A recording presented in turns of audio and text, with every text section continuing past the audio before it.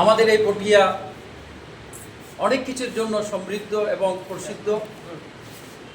বঙ্গবন্ধুর আমলে এই পটিয়া মহাকুমায় রূপান্তরিত হয়েছিল, কিন্তু দুর্ভাগ্যজনক হলেও সত্য যে সকল মহাকুমা উপজেলা হলেও জেলায় রূপান্তরিত হলেও আমাদের একমাত্র পটিয়া বেলায় তা বাস্তবায়ন সম্ভব হয়নি। তার জন্য আমি মনে করি আমাদের এই পটিয়ার রাজনৈতিক নেতৃবৃন্দের দুর্বলতার কারণেই এটা আমরা করতে পারিনি। আজকে আমাদের এই চট্টগ্রাম ২০০০ কক্সবাজার রেলওয়ে যাত্রী কল্যাণ পরিষদ কর্তৃক আয়োজিত আজকের এই মত বিনিময় সভায় আমাদের মাঝে উপস্থিত আছেন প্রধান অতিথি হিসাবে এই পটিয়ার এই কৃতি সন্তান, পটিয়া থেকে নির্বাচিত, জনগণের প্রত্যক্ষ ভোটে নির্বাচিত এবং স্মরণকালের ভোটে নির্বাচিত আমাদের মেয়র, মাননীয় মেয়র জননেতা আলহাজ আইয়ুব বাবুল আমাদের মাঝে উপস্থিত আছেন। আমাদের মাঝে উপস্থিত আছেন রেলওয়ে যাত্রী কল্যাণ সমিতির সভাপতি, সাধারণ সম্পাদক, এবং আমাদের মাঝে আজকে উপস্থিত আছেন যিনি কিছুক্ষণ আগে আমার আগেই খুব গুরুত্বপূর্ণ বক্তব্য রেখেছেন। আমি মনে করি আজকের মত বিনিময় সভার জন্য উনি যেই একটা বিষয় উত্থাপন করেছেন, রেলের একটি গুরুত্বপূর্ণ বিষয়, যেটা তাদের চুক্তিতে টাইম টেবলটা লিপিবদ্ধ আছে, অর্থাৎ 53 মানেই তাদের নির্দেশনা, সেটা হচ্ছে তাদেরকে থামাতে হবে পটিয়াতে এবং বিভিন্ন স্টেশনে এবং বিভিন্ন ডেমো ট্রেন সহ অনেকগুলো ওখানে প্রস্তাবনা এবং তাদের চুক্তি আছে, যেটা তারা বাস্তবায়ন করছে না। তারা সেটা বাস্তবায়ন অনীহা করছে, নতুবা যে কোনো ষড়যন্ত্রের কারণে সেগুলো তারা এড়িয়ে যাচ্ছে। এখন আমাদের কাজ হবে যাত্রী কল্যাণ পরিষদ সহ যারা আমরা আছি, আমরা যারা রাজনীতি করি, রাজনীতি সচেতন ব্যক্তিত্ব, তারা এই পটিয়ার, যেহেতু আমরা উন্নয়ন চাই, পটিয়ার যে কোনো অগ্রগতিতে আমরা বিশ্বাস করি, আমরা আমাদের সংযুক্তি আমরা একযোগে কাজ করব, আমরা সেজন্য প্রতিশ্রুতিবদ্ধ। আমরা এখানে যারা বসে আছি, আমরা তাই এই পটিয়ার যে কোনো কাজে, যে কোনো উন্নয়নে আমরা সহায়ক ভূমিকা পালন করব, এটা আমরা বিশ্বাস করি।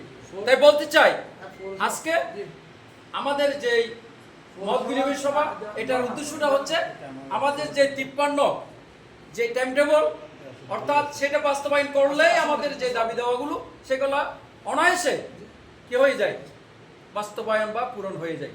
তাই আমাদের মেয়র মহোদয় আছেন, আমরা এটার জন্য, এটাকে বাস্তবায়ন করার জন্য আমাদেরকে সুনির্দিষ্টভাবে এবং একটা দীর্ঘমেয়াদী একটা পরিকল্পনা গ্রহণ করতে হবে।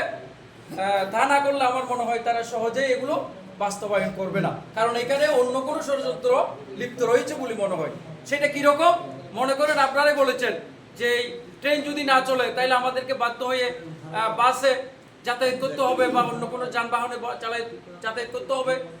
আর ট্রেন যদি চালু হয়, আমরা কম ভাড়ায় বা অতি সহজে আমাদের ছেলে মেয়ে যারা লেখাপড়া করে বা আমাদের যারা চট্টগ্রামের সাথে এবং বিভিন্ন জায়গায় ২০০০-তে আমরা যাতায়াত করি, তাদের জন্য যাতায়াত করাটা অনেক সহজলভ্য হবে এবং সহজ হবে।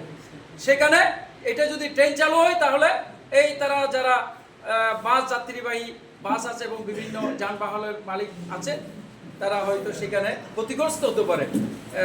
তারা সেই জন্য আমার মনে হয় এই জন্য কোনো ষড়যন্ত্র থাকতে পারে।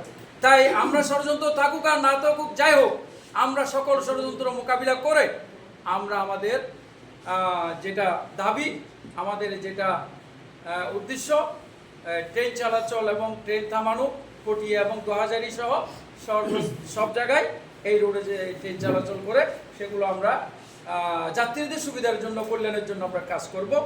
এবং আমাদের সাথে একমত যারা যাত্রী কল্যাণ আছে, তারা অনেক দিন থেকে এই ব্যাপারে কাজ করে যাচ্ছেন। আমি একটা বিষয় এখানে উল্লেখ করতে চাই, আমরা গত ২৭ তারিখে আমাকে সহ নিয়ে গেছিলেন ওনারা চট্টগ্রামের ডিজি সাহেব, নতুন ডিজি যখন চট্টগ্রামে উনি আগমন করেছিলেন, আমরা সৌজন্যমূলকভাবে ওনার সাথে একটা মত বিনিময়ের জন্য সুযোগ পেয়েছিলাম, আমরা উদ্যোগ গ্রহণ করেছিলাম।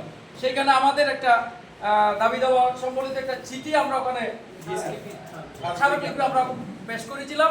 সেই স্মারকলিপির পরিপ্রেক্ষিতে ওনারা আমাদেরকে আশ্বস্ত করেছিলেন যে এই দাবি দেওয়ার ব্যাপারে ওনারা সচেতন আছেন এবং ওনারা পর্যায়ক্রমে বাস্তবায়ন করবেন। কিন্তু পরবর্তীতে কি জানি মনে হয় এগুলো থেকে তারা এখন পিছিয়ে যাওয়ার জন্য উদ্যোগ গ্রহণ করেছে। তাই আমি বলবো আমাদের পিছিয়ে গেলে হবে না, ইনশাআল্লাহ আমাদের যে উদ্যোগ, এই উদ্যোগ আপনারা সকলে ঐক্যবদ্ধভাবে তথা এই যে আরেকটা শহীদ হাসান একটা প্রস্তাবনা করেছেন যে এমপি মহোদয়গণ অর্থাৎ বোয়ালখালী এখানে সম্পৃক্ত যে টেনিস রোডের সাথে যেই উপজেলাগুলো আছে তাদেরকে সম্পৃক্ত করে পাশাপাশি নেতৃবৃন্দ এবং মাননীয় সাংসদদেরকে যদি আমরা এখানে অ্যাকোমোডেট করতে পারি তাহলে আমার মনে হয় এই জিনিসটা আরও সহজ হবে।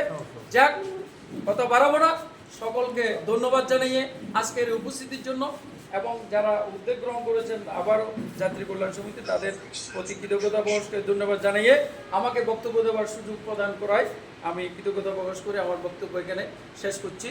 জয় বাংলা, জয় বঙ্গবন্ধু, খুদা হাফেজ।